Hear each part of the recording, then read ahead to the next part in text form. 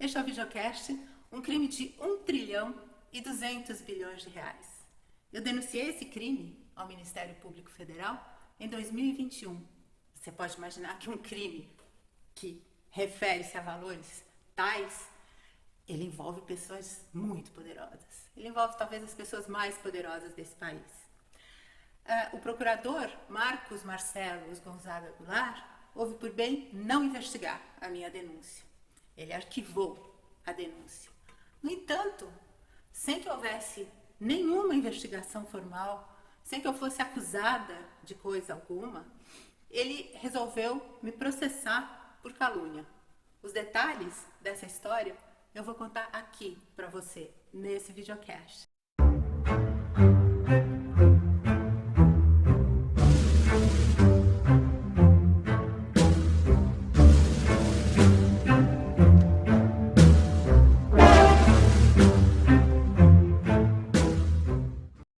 O crime de 1 trilhão e 200 bilhões de reais é o RenovaBio.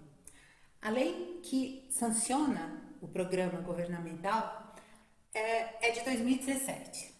Quando o programa entrou em vigor, eu entendi sobre o que era e eu vi o quão patético ele era, o quão criminoso ele era. É sempre bom lembrar, o RenovaBio gera falsos créditos de carbono que são impostos aos distribuidores de combustíveis, ou seja, eles têm que comprar esses falsos créditos em uma reserva de mercado, estelionato e falsidade ideológica. Esse é o tema central. Pois bem, em 2017, quando a lei foi sancionada, eu estava envolvida numa outra briga gigantesca, que era a questão da importação direta de gás natural por grandes consumidores. Aí você vai dizer, mas você está sempre brigando? Então deixa eu te contar um pouquinho sobre esse DNA de briga.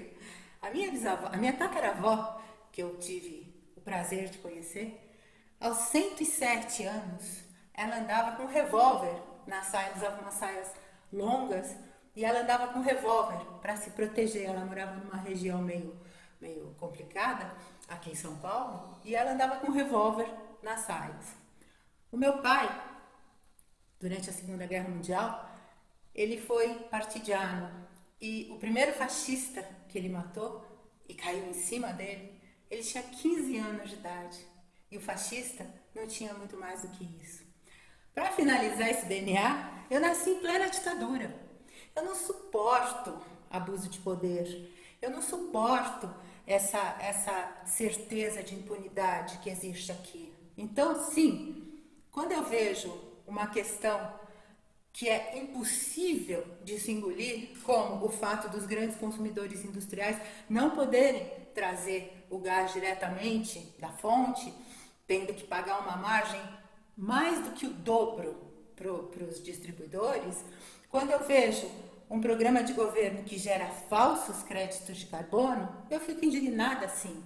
E eu tenho que contar isso para todo mundo. Eu tenho que colocar isso. As pessoas têm que ter noção do que está acontecendo nesse país. Agora, nós estamos falando desse crime. 1 trilhão e 200 bilhões de reais. Esse crime foi arquitetado pelo setor sucro-alcooleiro brasileiro. Evidentemente, com o vasto apoio que eles têm, tanto no Senado como na Câmara.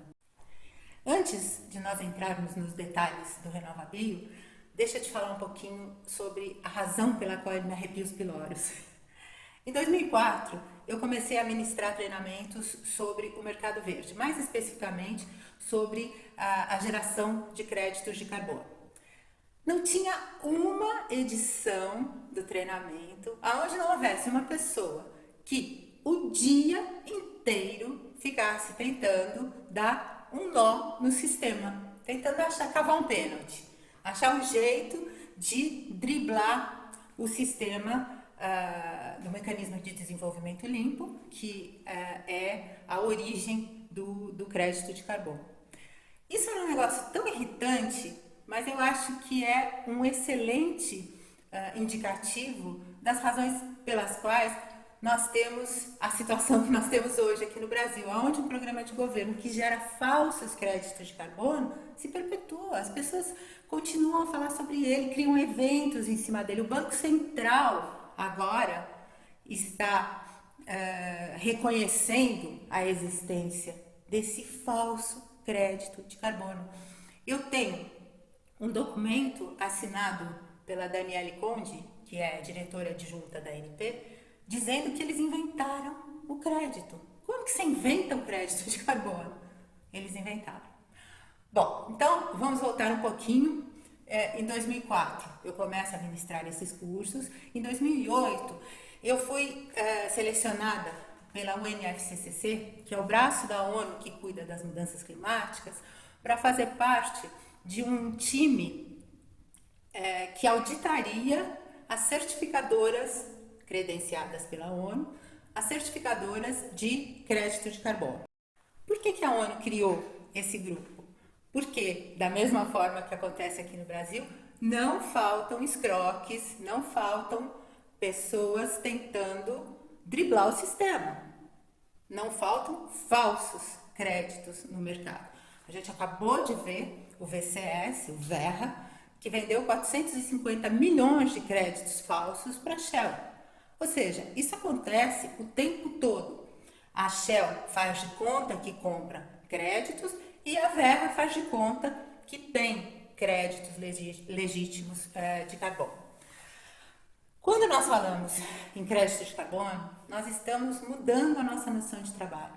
Faz 700 anos que nós percebemos remuneração quando nós acrescentamos alguma coisa. Quando nós falamos de crédito, nós falamos de remover alguma coisa que nós não vemos. Então, a única forma de fazer isso é com extremo rigor técnico. E é exatamente isso que nós fazemos. É exatamente isso o que não é o RenovaBio. Os pré-requisitos para a geração de um crédito de carbono são 2. Aqui no Brasil são 5, mas no mundo, segundo a UNFCCC, são 2. Você tem que remover ou não emitir um volume de CO2 equivalente que não ocorreria sem a atividade de projeto que você está propondo, e este projeto tem que ser adicional. A adicionalidade é a diferença entre um crédito de carbono falso e um legítimo. Guarde bem essa palavra, adicionalidade. Ela será o tema do próximo capítulo. Eu te agradeço pela audiência. Se você gosta de thrillers, esse videocast vai te mostrar que realmente a arte imita a vida. Não perca o próximo capítulo, nós vamos falar sobre adicionalidade e crédito de carbono. Até lá!